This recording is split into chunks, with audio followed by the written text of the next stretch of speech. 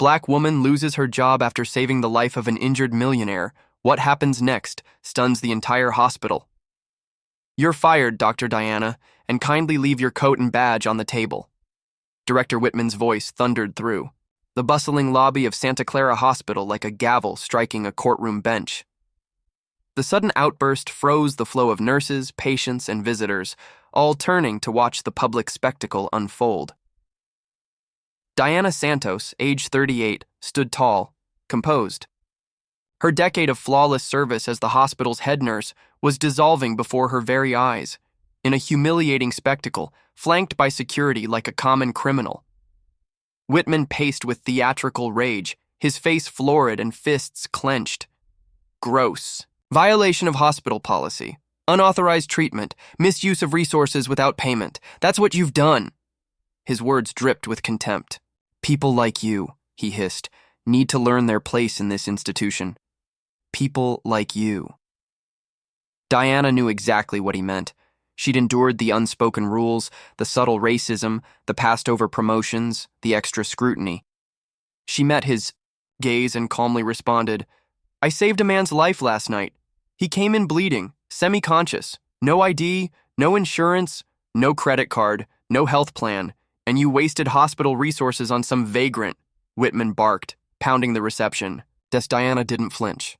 But in that moment, memories from the night before surged forward, sharp and vivid. It was 11 p.m. She had just ended her shift when the sliding doors flew open.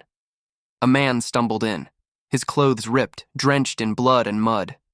His body crumpled to the floor, and he whispered with his last breath, Please, help, before losing consciousness.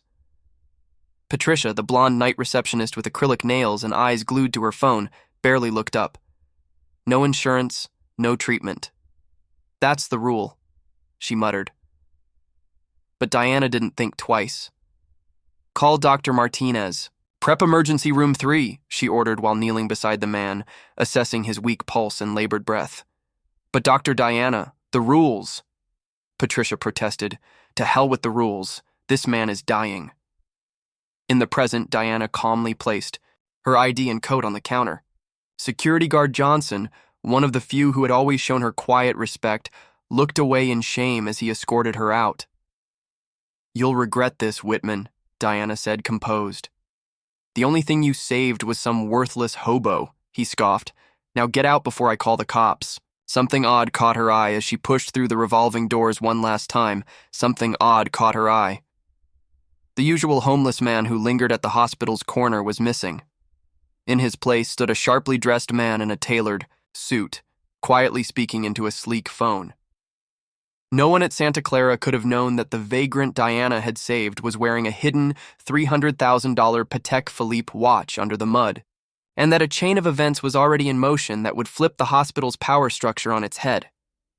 If this story of injustice and quiet courage has stirred something in you, subscribe to Aura Tales, where real strength meets powerful storytelling. The next chapter will leave you speechless. The sun glared down as Diana arrived home, her modest riverside neighborhood worlds away from Santa Clara's elite district. The sting of what had happened clung to her, heavy and raw. 3 missed calls blinked on her phone from an unknown number. On the 4th ring, she picked up. Dr. Diana Santos? This is Thomas Reynolds. I'm a corporate attorney with Reynolds and Associates. We need to speak immediately about the patient you treated last night. Her stomach tightened. If this is about a lawsuit, I was just doing my job. On the contrary, Reynolds said.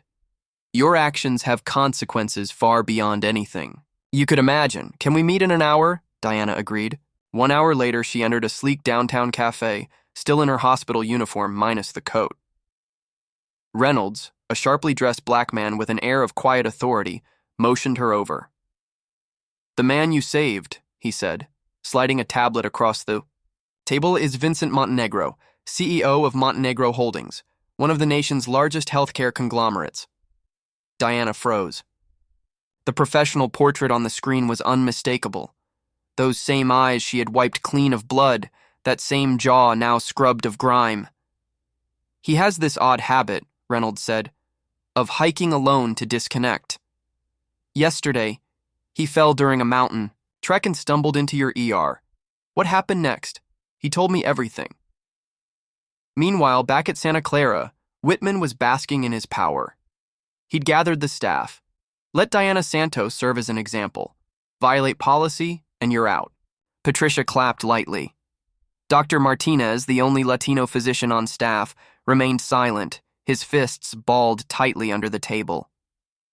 Unbeknownst to Whitman, forces had begun moving. Surveillance footage was being pulled. Internal communications flagged. An invisible storm was gathering. Dr. Santos, Reynolds said, Montenegro is outraged, not at you, but at the hospital. He's already begun building a case. But we need to move carefully. Whitman's got political connections. We'll need hard proof. Over the next several days, while Diana battled bills and unemployment, a quiet investigation surged ahead. From his luxury suite, Montenegro personally oversaw every detail. I want dirt on Whitman. Every denied patient, every discriminatory policy, every dirty dollar. I want names, dates, and evidence. And the findings were explosive. Over 5 years, 89% of uninsured Black and Latino patients had been denied emergency care at Santa Clara. The hospital had funneled suspicious donations to the mayor's cousin after each budget restructuring. The pattern was damning. Back in her small apartment, Diana received a cold Facebook post from Patricia. Rules exist for a reason. Justice served. It had 47 likes, many from hospital staff. But not everyone agreed. Security guard Johnson messaged her privately, Dr. Diana, I have something you need to see. A security file, complete with audio. Whitman's voice rang through clearly. That arrogant Black woman needed to go. I've been waiting for an excuse. Saving some bum? Perfect. Still, Whitman remained smug. At a charity gala, he raised a toast. Santa. Clara is flourishing. We've cleaned out the problem elements. Profits are up 15%.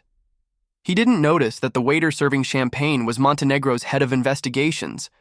The takedown was coming. Reynolds called Diana again. He wants to meet you, in person. A black SUV pulled up to her building. 2 men in suits escorted her to a rooftop helipad.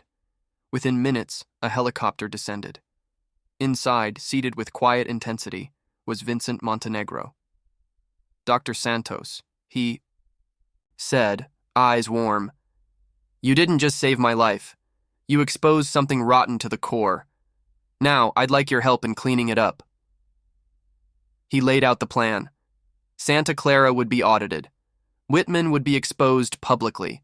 A new hospital model, one where patients mattered more than premiums, would rise, and he wanted Diana to lead it. You lost your job doing what's right. I intend to make that the very reason you get the job you deserve. When the helicopter landed again, this time at the hospital's lawn, it wasn't alone. A second chopper followed. News vans circled. And Whitman, startled, watched as Montenegro and Diana stepped out together, flanked by legal teams and investigators. Director Whitman, Montenegro said calmly in front of flashing cameras, you're hereby relieved of duty, effective immediately. You can't do this, Whitman barked. I can. Montenegro Holdings just bought this hospital. Gasps rippled through. The staff. Diana stepped forward, voice firm. You fired me for saving a life. Now I'm here to save this place from you. Whitman was escorted out by the very security guard who once had to walk Diana out. Karma had come full circle. Over the following weeks, Santa Clara was reborn. A new patient-first initiative began. Diana, reinstated as chief medical director, introduced policies that ensured no one would ever be turned away for being poor or Black again. As for Patricia, she quietly resigned after her social media posts were leaked. Dr. Martinez was promoted to head of surgery, and Johnson received a formal award for integrity. But the biggest applause came on a warm Sunday afternoon during a televised event when Diana Santos took the mic. Sometimes the rules are wrong, and doing what's right can cost you everything. But if you hold your ground, if you stand up with dignity, Justice has a way of finding its way home. If this story moved you, subscribe to Aura Tales for more. Powerful, soul-stirring stories that celebrate justice, resilience, and human dignity.